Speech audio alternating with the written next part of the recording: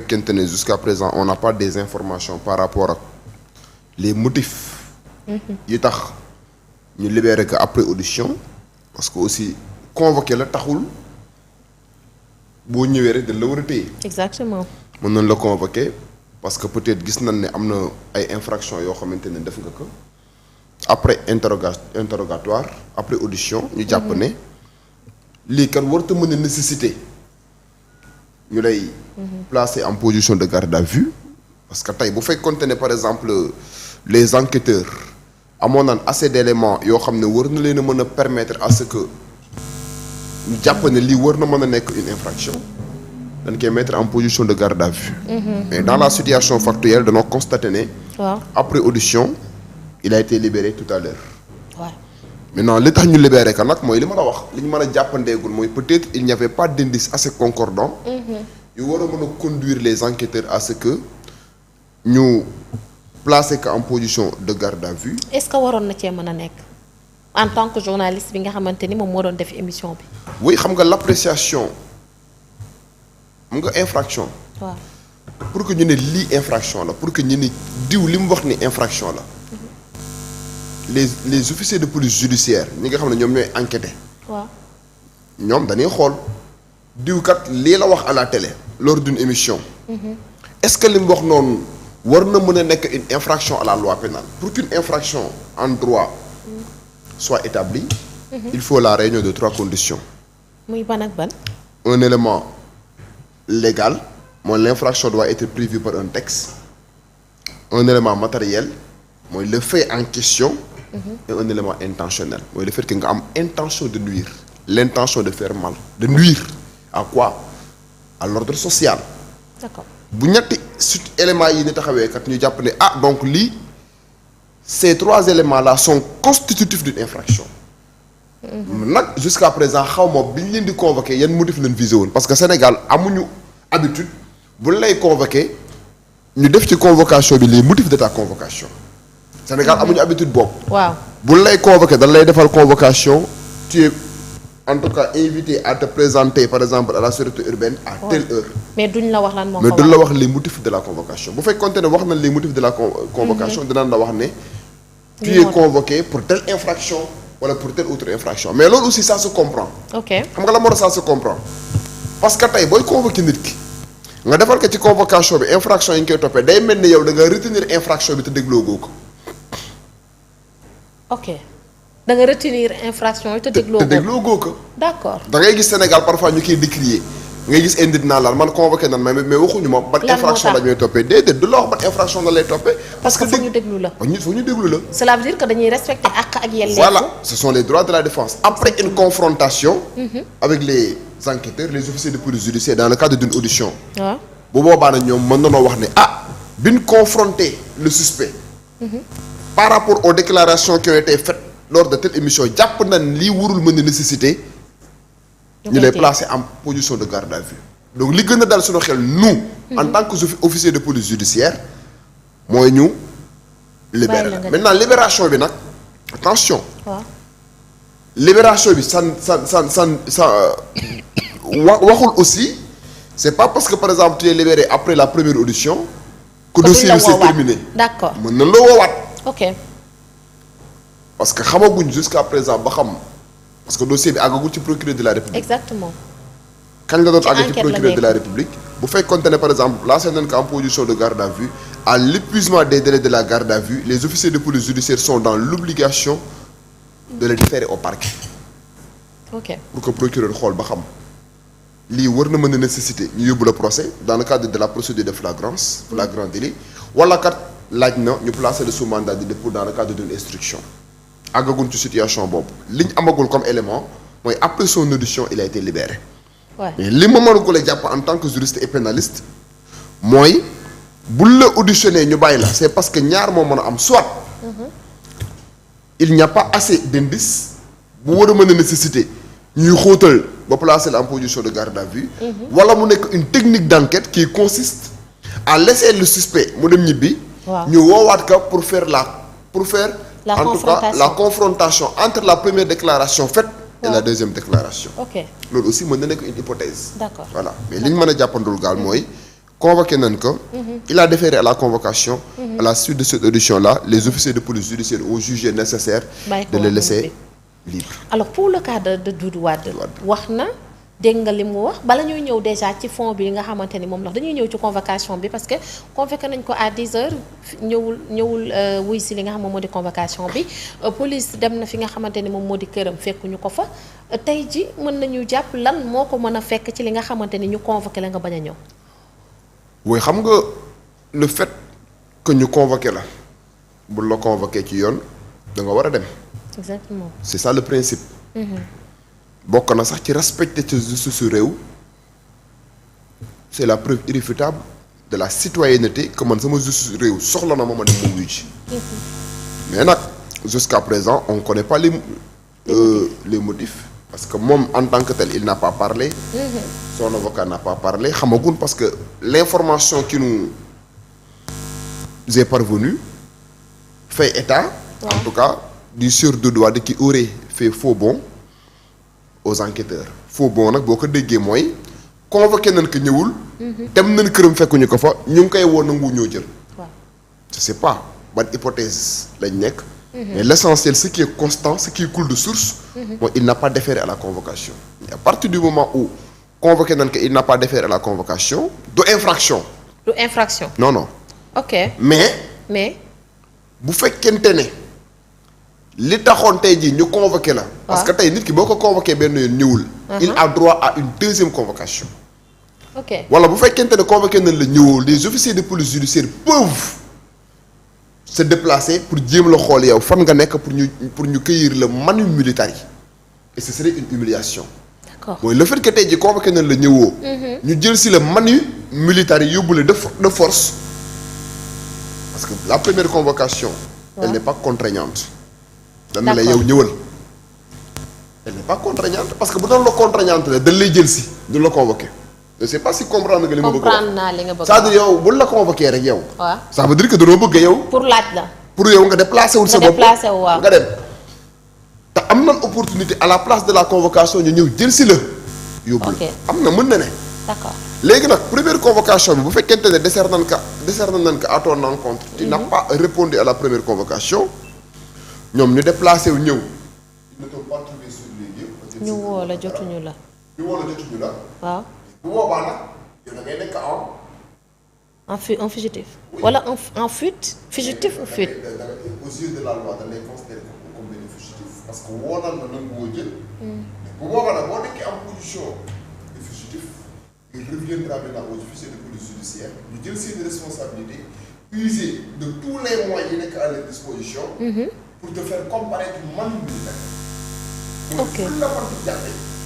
man na sax nécessité genre situation yi nii. waaw ñu décerner à ton encontre une délégation judiciaire. nga la mooy délégation. lan mooy délégation judiciaire. waaye dafa ñu prononcé Dakar daw la nga gisee bi les officiers de police judiciaire de Dakar pour requérir wala le procureur de la République informé de cette situation pour requérir. les officiers de police judiciaire dëkk bi nga nekk. de leen boo leen gisee nii ñu jàppale leen ok. waaw. à partir du moment où le sieur Doudou Wade n'a pas déféré à la convocation et fait faux bond aux enquêteurs dinañ ko seet fu mu mënti nekk. mais du infraction. du infraction. d'accord fu mu mënti nekk dinañ ko jàpp ñu yóbbu ko lan mooy infraction ñu jàppale ba pare nga daw. ah d'accord. jàppagul la. d'accord waaw. comme par exemple ay évasion kaw évasion. waaw loolu mooy infraction loolu moo mën a teguwaat ci sa kaw. wala par exemple. ñu. le micro. ñu inculpé la. bës ko voilà. ñu inculpé la ne la may nan la liberté provisoire wala may nan la contrôle judiciaire. ok bi la juge d'instruction bi joxee contrôle judiciaire. am contrôle judiciaire mooy à chaque fois que justice soxla la. da nga war a ñëw wuy si. nga daw. bu boobaa daw gi ngay daw mën na entraîner la révocation du contrôle judiciaire ñu placer la ipso facto sous mandat de dépôt. ok mais nekkaguñ ci cas de figure boobu. parce que ñoom c'est la première convocation qui a été décernée. il n'a pas déféré à la première convocation. deuxième convocation mën naa am. wala ñoom ñu wër la. loolu c'est le pouvoir discrétionnaire. des officiers de police judiciaire yi nga xam ne ñoom ñoo am en charge. de l'enquête. ok léegi ñu ñëw ci li nga xamante ni moom la wax. la déclaration. muy déclaration yi nga xamante ni moom la def ba tax tey jii loolu moo andi ñu woolu ki nga xamante ni moom moo doon def émission bi ci li mu wax bokk na ci dañu nekk ci danger am na sax état yu muy toll tey jii ba tudd li nga xamante ni moom moo di coup d'état loolu ban infraction la ñu mën a teg ci ndoddam. waaw xam nga soxna Adjara dans le code pénal du Sénégal ce n'est pas pour rien. waaw mu am benn catégorie d'infraction boo xam ne dañ ko tuddee les infractions contre la paix publique. infraction contre la paix publique. lu ñu def la ci suñu code pénal. oui catégorie d'infraction la. d'accord et ça fait partie des infractions les plus graves. mooy dafa am ay catégories d'infraction yoo xamante ne nii même l'atteinte à la sûreté de l'État. waaw est un peu similaire à ces infractions là. ci biir foofu la bokk wala dafa similaire ak infractions yooyu. ok mooy article 80 xam nga Sénégal journalistes yi toujours ma corriger leen si. ñoom pour ñoom article 80 moom mooy offense au chef de l'État. article 80 nag moom mooy atteinte à la sûreté de l'État. article 254 mooy offense au chef de l'État. article 80 dafa wax ne bu fekkente ne nit ki day nas ay pexe pour attenter à la sûreté de l'État. loolu ça fait partie des infractions les plus graves te infraction la yoo xamante ne nii code de procédure pénale dane waaw bu lay toppee infraction yooyu le procureur de la République il a les mains liées obligatoirement de les placer sous mandat de dépôt. sans kii. foofu marge de manœuvre amul. je ne dis pas que infraction yooyu nañ retenir contre Doudou Wade. ok mais par rapport à ces déclarations. les déclarations qu'il a eu à faire di wax ci ay loo xam ne ni mën nañ ko appréhender comme bëgg inciter à un coup d'état. waaw c'est des infractions yoo xamante ne ni buñ ko ngàllee sa kaw obligatoirement tu seras placé sous mandat de dépôt. d'accord là le parquet et le juge d'instruction ont les mains liées texte yi daal tënk seen loxo amul appréciation parce que l'appréciation de la procédure de flagrance wala la procédure d'instruction parfois day nekk parfois li koy déterminer waaw mooy dayee dossier bi am na dossier yoo xamante ni procureur bu ko neexee mën naa ubbi la procédure de flagrance ñu atteler rapidement. am na ci dossiers yoo xam ne danaa ne c'est des dossiers assez complexes donc lii kat dafa nécessiter ñu creuser dans l'instruction préparatoire ñu placer le sous mandat de dépôt jël sa dossier jëmbal ko benn juge d'instruction. d'accord maanaam ci ay kàddu rek mën nañu creuser. voilà mais am na ci ay infractions yoo xamante ne nii. waaw opportunité boobu noonu amul. le fait que moom muy xalaat ba xam dañuy tijji la procédure de flagrance. ok wala dañ la yóbbu instruction amul. obligatoirement de les placer sous mandat de dépôt. te loolu article 80 ci la bokk. parce que dafa am lu ñu tuddee bu lay toppee les infractions prévues par les dispositions de l'article 56 à 100 du code pénal 56 à 100. waaw obligatoirement le mandat de dépôt. yooyu yëpp. 56 ba 100 56 ba 100. si intervalle boobu noonu 80 ci la ne. waaw voilà 56 ba 100 bu la koy toppee. waaw obligatoirement le procureur de la République de les placer sous mandat de dépôt. ok conformément à l'article 139 du code de procédure pénale moom moo wax loolu. moo wax ne bu ñuy toppee nit ki infraction yoo xam ne dafa nekk ci fourchette boobu noonu. dafa nekk ci diggante 56 ba 100. te article 80 nekk foofu noonu di wax atteinte à la sûreté de l'État. mooy nit dina sa ay pexe yoo xam ne wala ngay inciter nit ñi ñu def loo xamante ni mën na ndërmeel am réew. waaw loolu c'est des infractions d'une extrême gravité yoo xam ne bu ñu ko tegee sa ndodd tu risques véritablement. ñu yóbbu la mandat. mais en tant que juriste par rapport ci kàddu yi mu wax est-ce que là mën nañu wax ni bu ñu toppee li nga xamante ni explication yi mu joxee di doon wax par rapport ci danger bi Sénégal nekk et tout ba tudd fa mbirum coup d'état maanaam bu ñu dégloo bu baax a baax li nga xamante ni moom la wax est-ce que foofu mën nañu fa wax atteinte à la sûreté de l'État. tout dépend. xam nga ci ban analyse la ñuy analyser. xam nga en droit. infraction comme ni ma la ko waxee rek. dafa am ay éléments constitutifs élément constitutif bokk na ci xam nga wax naa la l'élément légal l'élément matériel l'élément intentionnel mooy l'élément moral. élément moral day ñëw teew. parce que tey mën na lay toppee benn infraction sa avocat ne même bu fekkente ne élément légal am na. waaw élément matériel am na mais élément intentionnel amuloon intention wu waxee ko noonu. et la plupart du temps les avocats ont tendance à user en tout cas de cette stratégie de défense. ok mais propos yi mu tenir man jàpp naa ne c'est des propos d'une extrême gravité. ah ouais. oui def na sax comparaison ba wax ay monarchie ba wax ne am na ay circonstances yoo xam ne bu ñu ci tolloo je pense que c'est des propos qui méritent d'être condamnés. C'est des propos en tout cas qui méritent que, je ne dis pas que ñu entreprendre la machine judiciaire à son encontre, parce que moi je n'ai aucun pouvoir pour décider qui doit être condamné ou pas. Mais c'est des propos condamnables. Propos la yoo xamante ne nii xale sax waru ko tënit ci am réew, à fortiori nga am benn âge bi nekk un homme politique boo xamante ne tey jii peut-être tu as été un parlementaire, tu as été un législateur. Ouais. xam nga lan mooy loi moom il fut un législateur. Doudou Wade bokk ci Sénégal ñi ëpp expérience ci li nga xam ne moom mooy la pratique parlementaire. da ci yàgg. war na ko sax mën a jàngale la pratique parlementaire. parce que daf ko pratiquer maîtriser ko. nekk législateur xam loi yi. et loolu rek tey jii bu ñu demoon ba war ko ci àtte day nekk une circonstance aggravante. ok parce que yow mi xam ba mas a nekk député xam na la ñuy tëggee loi xam lan mooy élément constitutif d'une loi xam lan mooy code pénal. xam les sanctions yi nga xam ne moom nañ ci teg. am na yenn propos yoo xam ne waroo ko tenir et c'est Albert Camus qui disait mal nommer les choses c'est aggraver les malheurs du monde. Confucius ne entendons-nous sur les mots pour éviter la guerre. Ça veut dire que booy wax ci pénc da nga war a def de telle sorte que li ngay wax bañ a nekk leen na loo xamante ne tey jii nii kat mën na créer ay incidents wala mu créer ay jéye ci am réew.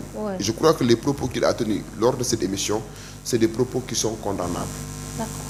C'est des propos regrettables pour une personne de sa trempe, pour une personne de son âge nga mën a toog ci plateau bu fekkente ne mën a toog joxe ay conseils joxe ay orientations ci liy doxal Sénégal ay suggestions par rapport à la gouvernance du pays.